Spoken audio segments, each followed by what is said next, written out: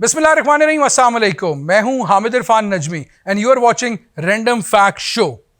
Dear viewers, pandemic की situation बेहतर हो रही है ग्लोबली और बहुत सारी कंट्रीज ने अपने बॉर्डर्स को टूरिज्म के लिए ओपन कर दिया है। रैंडम फैक्ट शो का आज का एपिसोड भी टूरिज्म के बारे में ही है। मैं आप लोगों से कुछ टिप्स और टेक्निक्स शेयर करूंगा जिससे आप अपने टूरिज्म को ज़्यादा बेहतर और मेमोरेबल बना सकते हैं। तो सबसे पहली टिप यह है कि आपको चूज करना है अपना travel destination, which we can say that choosing the right travel destination। जब भी आप ट्रेवल करना चाहते हो तो आपके कुछ ऑब्जेक्टिव्स होते हैं। आप रिक्रिएशन के लिए ट्रेवल करते हो, आप हिस्ट्री को जानने के लिए ट्रेवल करते हो, आप ट्रेवलिंग और कैंपिंग या वाइल्ड लाइफ को एक्सपीरियंस करने के लिए ट्रेवल करते हो। तो दुनिया में बहुत सारे कंट्रीज इन डिफरेंट चीज़ों को ऑफर करते हैं, तो आपको ये देखना है कि आपका ऑब्जेक्टिव क्या है। इसके साथ साथ एक और फैक्टर है सीजन्स का और वेदर्स का। बहुत सारे कंट्रीज में वेदर कंडीशंस बहुत हार्श होती हैं कुछ महीनों में, और कुछ ही महीनों की विंडो होती है जब आप वहाँ पे विजिट कर सकते हो। फॉर एग्जाम्पल, अगर हम बात करें बहुत सारे यूरोपियन कंट्रीज की, तो ज़्यादा सर्दियों में यूरोप को विजिट करने का कोई फ़ायदा नहीं है, बिकॉज बहुत सारी टूरिस्ट प्लेसेस वहाँ पे बंद होंगी, हर जगह पे स्नो होगी और आप लोगों को जमी हुई स्नो के नीचे खूबसूरत बाग और खूबसूरत पार्क को एंजॉय करना बिल्कुल भी नसीब नहीं होगा। इसके साथ साथ एक इंपॉर्टेंट टिप यह है कि आप अपनी फ्लाइट्स को कैसे बुक करते हैं। सो सिलेक्टिंग द राइट फ्लाइट।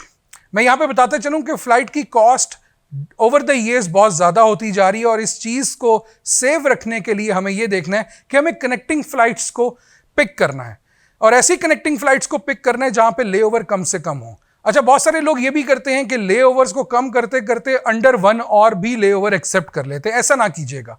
जब भी आप कनेक्टिंग फ्लाइट्स को पिक करेंगे तो लेओवर मिनिमम 1 और रखें। इसके करने की सबसे बड़ी वजह यह है कि जब भी आप लैंड करते हो किसी एयरपोर्ट पे, तो दूसरी इमिग्रेशन की तरफ जाने से पहले आपको बहुत सारे प्रोसेसेस से गुजरना पड़ता है। आप लैंड करते हो, एयरक्राफ्ट से बाहर आते हो, अपने लगेज को लेते हो और बहुत सारी स्क्रीनिंग से होते हुए अपनी नेक्स्ट फ्लाइट को पिक करते हो। तो इसके अंदर मिनिमम आपके पास एटलीस्ट 1 आवर का लेओवर होना बहुत ज़रूरी है। एक और इंपॉर्टेंट टिप ये कि जब भी आप अपनी फ्लाइट्स को बुक करें तो उसको कम से कम 2 से 3 महीना अपने ट्रेवल डेट से पहले बुक करें। ऐसा करने से आपको एयरलाइन की बेस्ट प्राइसेस मिलती हैं, और जो लोग ज़्यादा ऑर्गेनाइज्ड हैं वो तकरीबन 6-6 महीने 1-1 साल पहले भी अपनी फ्लाइट्स को बुक करते हैं, और ऐसी बुक की गई फ्लाइट्स सबसे ज़्यादा मिनिमम चार्जेस में आपको पे करने को पड़ती हैं। एक और इंपॉर्टेंट टिप ये है कि आप जब भी होटल्स को बुक करें तो कुछ ऐप्स आपसे शेयर करता हूं, उन ऐप्स के थ्रू ही करें, जिस तरह के hotels.com, agoda.com। ये 2 ऐसी ऐप्स हैं जिनके ऊपर आपको बेस्ट प्राइसेस मिलेंगी। इसके अलावा एक और टिप ये भी है कि इन ऐप्स में मिलने वाली प्राइसेस को आप देखते हुए होटल्स को डायरेक्ट कॉल करके भी उनसे अच्छी प्राइसेस ले सकते हैं, बिकॉज होटल्स को एक खास परसेंटेज इन ऐप्स को भी पे करना होता है, और जब कोई कस्टमर उनको डायरेक्टली अप्रोच करता है तो वो उनको अच्छे रेट्स में होटल दे देते हैं। एक और चीज़ यहाँ पे बताऊंगा कि आप जब होटल्स को सर्च करते हो डिफरेंट वेबसाइट्स पे या एप्स पे, तो हमेशा स्टैंडर्ड रूम की तरफ ही जाएं, क्योंकि इनके पैसे सबसे मुनासिब होते हैं और कमोबेश इनकी जो कह लें कि एक्सपीरियंस है वो वैसा ही होता है। आपको डीलक्स रूम और लग्जरी रूम्स की तरफ जाने से मैं मना करता हूँ। उसकी रीज़न ही है कि आपके फिर ट्रेवलिंग एक्सपेंडिचर को मल्टीप्लायर बहुत बड़े लग जाते हैं। इसके साथ साथ होटल से रेलिवेंट एक और चीज़ ये है कि जब भी आप होटल रूम बुक करें तो हमेशा होटल रूम के साथ ब्रेकफास्ट की ऑप्शन ज़रूर लें। मोस्टली होटल्स के अंदर बहुत अच्छे ब्रेकफास्ट मिलते हैं, और ऐसा करने से आपके मील की कॉस्ट आपके अकोमोडेशन कॉस्ट के अंदर ही मर्ज हो जाती है, और बहुत अच्छे बुफे ब्रेकफास्ट आपको ऑप्शंस मिल जाते हैं जिसके अंदर आप सारे दिन के लिए अपनी एनर्जी गेन कर सकते हैं उस हेल्दी ब्रेकफास्ट से। इसके साथ साथ एक और टिप ये भी है कि कभी भी ज़्यादा पैसे अपने होटल रूम्स पे ना सर्व करें।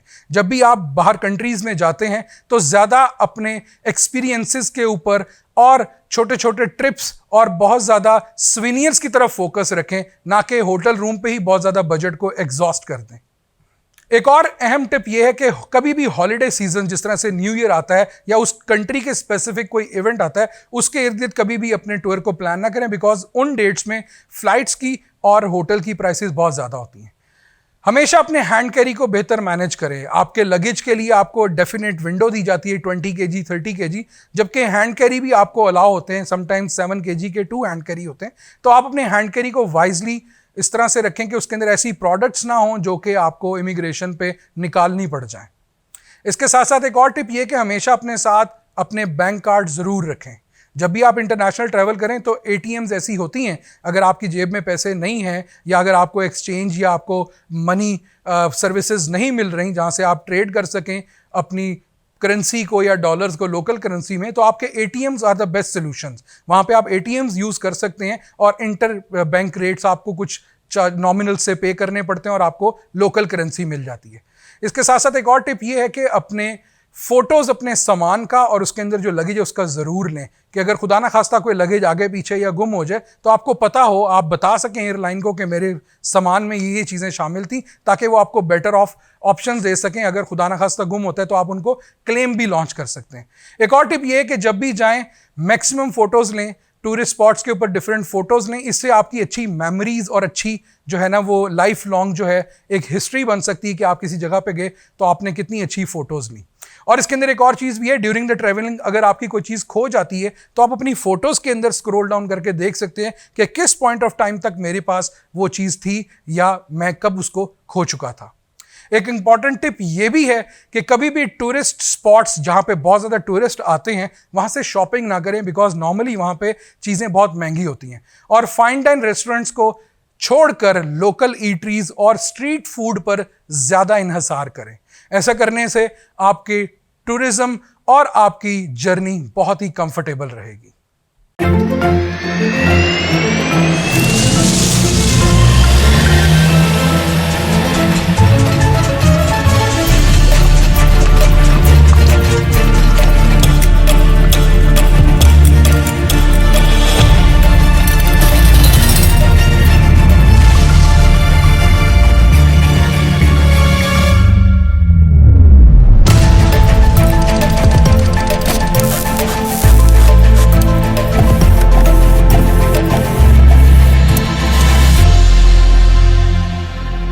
अब मैं आपके साथ ट्रैवलिंग से रेलेवेंट कुछ अमेजिंग फैक्ट्स शेयर करता हूँ। एक अमेजिंग फैक्ट ये भी है कि ट्रैवलिंग ना सिर्फ आपको स्मार्ट बनाती है, ट्रैवलिंग आपको मज़ीद क्रिएटिव और अट्रैक्टिव भी बनाती है। अकॉर्डिंग टू रिसर्च, जब आप कहीं पे ट्रैवल करते हैं, आप सिर्फ वहाँ पे सीनरीज नहीं देख रहे या प्लेसेस विजिट नहीं कर रहे, उस टाइम पे आपके दिमाग में प्रॉब्लम सॉल्विंग और रीजनिंग स्किल्स अपनी पीक पे होते हैं। और उसके साथ साथ एक और रिसर्च ये कहती है कि जो ऐसे लोग जो साल में कम से कम एक दफ़ा ट्रैवल करते हैं वो अपने पीयर ग्रुप से ज़्यादा अट्रैक्टिव नज़र आते हैं।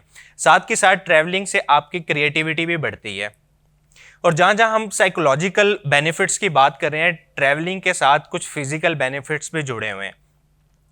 एक अमेजिंग फैक्ट ये भी है कि ट्रैवलिंग से आप दिल की बहुत सारी बीमारियों से बचे रहते हैं, क्योंकि दिल की मोस्टली बीमारियाँ स्ट्रेस से रिलेटेड होती हैं। और रिसर्च ये कहती है कि ऐसे लोग जो ट्रैवल करते हैं और ऐसे लोग जो ट्रैवल नहीं करते, उनके अंदर तकरीबन 30% ज़्यादा चांसेस होते हैं दिल की बीमारियों में मुब्तला होने के। सो ट्रैवलिंग ना सिर्फ आपको ज़्यादा स्मार्ट बना रही है, ट्रैवलिंग आपको दिल की बीमारियों से भी बचा के रखती है। सो एक और फैक्ट मैं आपको बताता चलूँ कि दुनिया की जो सबसे बड़ी फ़्लाइट है, जिसका ड्यूरेशन सबसे लंबा है, वो फ़्लाइट 30 घंटे की है, जिसके अंदर आप 2 दफ़ा सनराइज़ देख रहे हैं। ये फ़्लाइट चलती थी ऑस्ट्रेलिया से श्रीलंका तक, लेकिन 2 साल के बाद इस फ्लाइट को बंद कर दिया गया। एंड राइट नाउ दुनिया की जो सबसे लंबी कमर्शियल फ्लाइट है वो सिंगापुर से न्यूयॉर्क तक जाती है और उसके अंदर तकरीबन 18 घंटे और 40 मिनट का टाइम लगता है।